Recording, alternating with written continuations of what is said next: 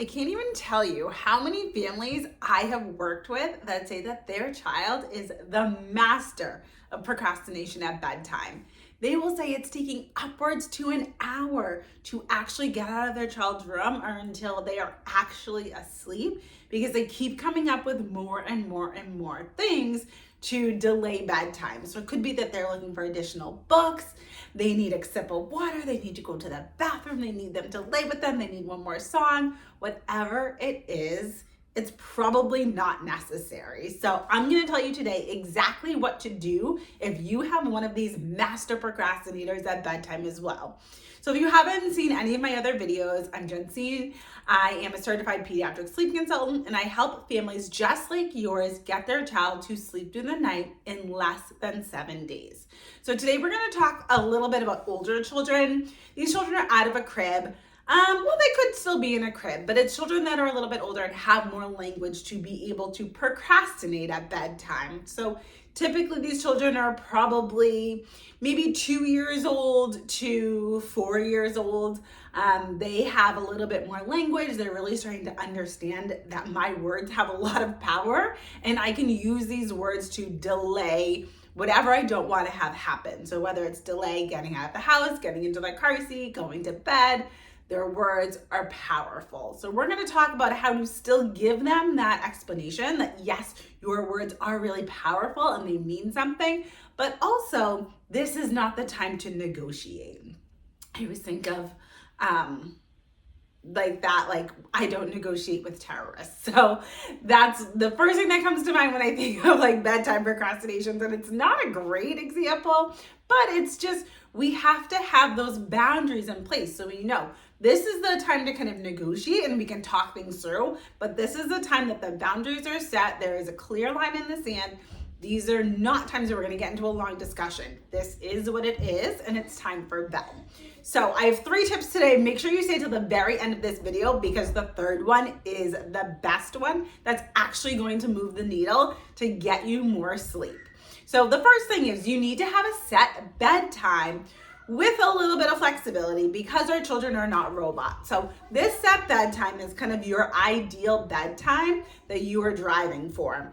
But of course, because things happen, later bedtimes, later naps, whatever it may be, we have to be able to say, okay, here's the ideal, but here is the range of like what actually could happen. So for example, I'll use our own family. We have 3 children and our target bedtime is 7:30.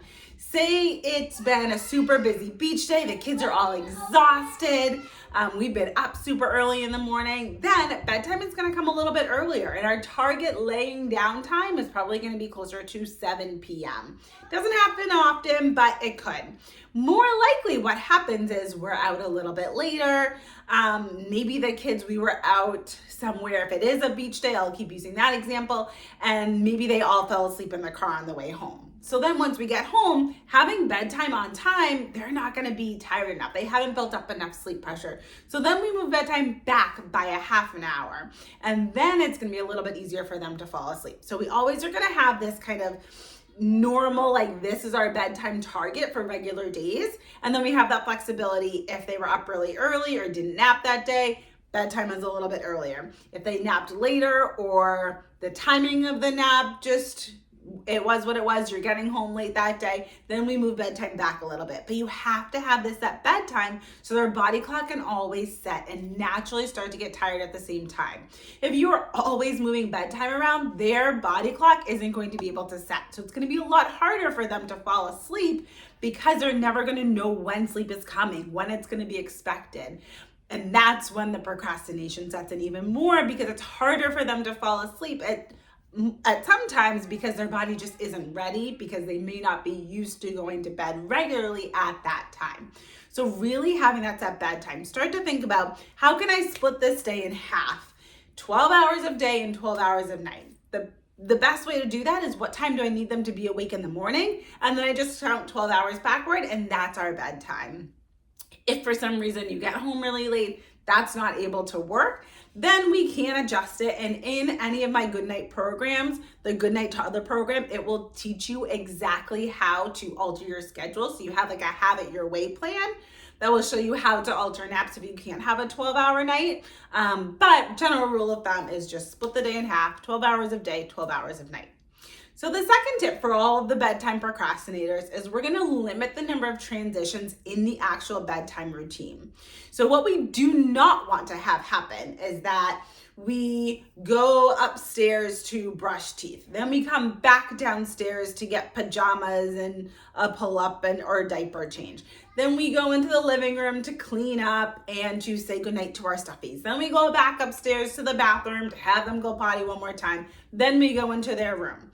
It should really be very streamlined. So we do everything in this room, then we move on to the next area, then we move on to the next area. So there's no back and forth. Once we enter a room, we do not come back to that room once we leave it. So ideally what we want to have happen is wherever you're playing, once it's time for bed, we have a timer go off so they know that bedtime is coming. This is an expected time. It's not just, hey, it's time for bed. They know that this is coming. We have told them 3 minutes before, 5 minutes before. So when it actually comes, they're ready to go. We clean up, do whatever we need to do in that area, and then most likely we go to the bathroom to do all of the bathroom things. Maybe if they're potty training, we have them try the potty. We brush their teeth. We have them take a bath. Whatever it is in the bathroom, we do all of those bathroom things together. Then we move them into their bedroom. Once they are in their bedroom to put on diaper, lotion, PJs, read books, all that good stuff, they essentially do not leave that bedroom again until the morning. We don't want to go in, PJs in their room, to the bathroom for something, then they go to their room for something else, they come back to the bathroom. It's too many transitions, it's too many opportunities to get lost, it's too many opportunities to get distracted. We want to limit the amount of transitions and make this as easy as possible. So we do something in one area, we move to the next, complete those tasks, we move to their bedroom, and that is it until morning. So again, like I said, the best tip is going to come next. So make sure you stay with me and watch until the end of this video. But if you were listening to these and you're like, ooh, you know what? We could use a lot more help with this. I wish you would talk more about this particular thing. Then all of it is laid out super, super clearly, step by step in the Goodnight Toddler program. And for more information about that, it's going to be directly below this video in the description. You just go down, look at Goodnight Toddler, and it's going to be less than $100 to get all of this information of exactly how to get your child to fall asleep and to stay asleep through the night, seeing the longest stretch of sleep that you've ever seen from them in just 3 days. So make sure that you scroll down to this description and get some more info on that course. Depending on how old your child is, it's going to break it down by age, which program is best for your child. So scroll down and get that. So the last point that I want to make is that this will probably get worse before it gets better. So we want to make sure that you are not waiting to do this. If you know that you need to make a change because your current situation isn't working, make a change now. The longer that you wait, the more difficult it is, the more the habit is set in. So we need to make that change to their sleep situation now if it's not working. A lot of parents will say, maybe it'll get better in a week. Maybe it'll get better in a month. Maybe this is just how they sleep. No, we need to address it right now. So again, go down to that description, get that information.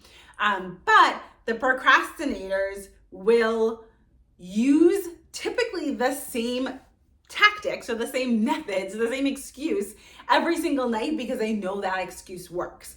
There are two very, very popular ones that I'll go over, but in the Goodnight Baby or Goodnight Toddler program, it's going to walk you through, here are the most common kind of procrastination tactics or like excuses that children will use, and here is exactly how to address them in the bedtime routine so that you can get past them. But we want to kind of take inventory. What are they asking for the most? What is the thing that's really holding them up at bedtime? And then how do I address that before bedtime even comes? So when they ask for in the bedtime routine, I can let them know this has already been covered. This has already been addressed. We're not going to do this right now. So I'll give you an example. Water. Asking for water or milk in the bedtime routine is very common. Usually children go through the whole routine, they're completely fine, but as soon as you tuck them in, they say, I'm super thirsty, I need a drink. And then We kind of wrestle with it as parents because we feel like, how can we deny our child water? That's just inhumane. Everyone needs water to live. Yes, but how come they weren't thirsty before you tucked them into bed? I read something like bedtime is the leading cause of dehydration in toddlers, and it is so true. So what I do personally, and that I recommend all of my one-to-one clients do, and in the course, is that we have a last sip. So in our home, I'm very clear with my children. Before we go upstairs to brush their teeth, put on pajamas, do all those things, we have a last sip. So I'll call out, time for last sip. If anybody is hungry or thirsty, now is the time to get a drink. Because once we go upstairs, we're not going to have anything else for the rest of the night. So I make it very, very clear. This is the time to do it. If you even can think you might get a little thirsty in the next 20 minutes, now is the time to address it. So that when they ask later, I don't feel like a terrible mom for saying, no, you can't have water. I know that the opportunity was presented. If they truly, truly needed it and their body was craving it, then they would have done it then.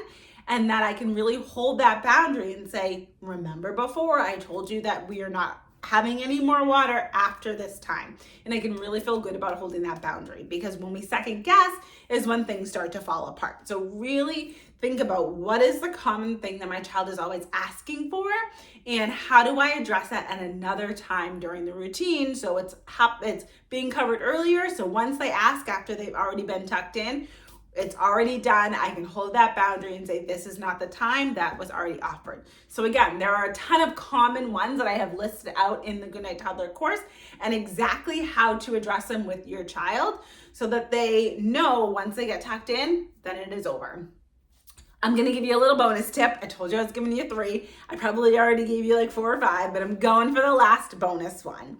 This one is to keep your child in their crib for as long as humanly possible. I always recommend leaving a child in the crib for at least 2.5 years, closer to 3 if possible, because developmentally, they're just not ready for that invisible boundary of a bed and understanding why they need to stay in it. So yes, these tips are going to be super helpful as your child is gaining more language, but also having that physical barrier really gives them that reminder that this is the place that I stay. So even if they are trying to procrastinate, it's easier to keep them in the bed if there is that physical boundary, even if they can climb out. They may try, they may not try, but not making a big deal of it is the biggest piece. So if you can hold your child into a crib because they're not physically hurting themselves trying to get out, the longer you can do that, the easier the transition will be. So please, please, please try to keep them in the crib. And I have a whole other video that I can also link below, or put in the, put up here in a little link to that explains how to, some strategies to keep your child in a crib for as long as possible, ideally until 3. So again, go down to that description, look for the info on the Goodnight Toddler program so you can get even more ways to help your child sleep through the night and not be procrastinating at bedtime. And I will see you in those videos.